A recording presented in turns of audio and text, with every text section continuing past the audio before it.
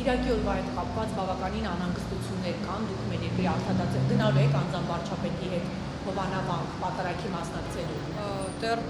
նոր եմ ժամանել Երևան, զբաղվածությունս չգիտեմ Կիրակի օրվա համար, կմտածեմ ապա։ Իսկ մտավախություն չունեք, որպես արտադարձության նախարար բախումներ լինելու հետ կապված եկեղեցին ասում է, որ Տեր Արամը Ինչ կապ ունի արտադարձության նախարար լինելը, մտահոգություն ունենալ կամ ինչու եք շեշտում։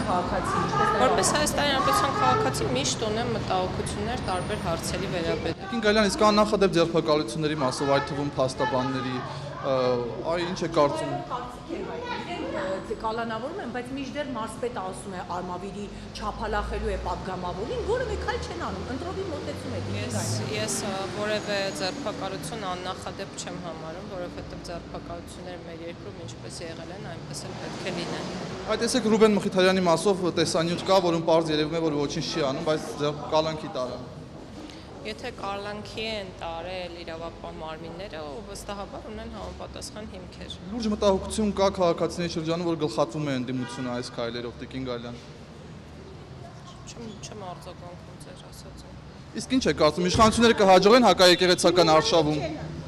Հակաեկեղեցական արշավ չի եղել, չկա եւ չի լինելու։ Տեսեք, քանի սրբազան արդեն թեմի առաջնորդներ ձերբակալվել են, մի շարք հոգևորականներ։ Հակաեկեղեցականություն գոյություն Խոսույթը, որ առկա է իշխանությունների շրջանում, իշխանականների։ Որ ուղղված է անձանց դեմ, խնդրում եմ զատեք եկեղեցին անձանցից։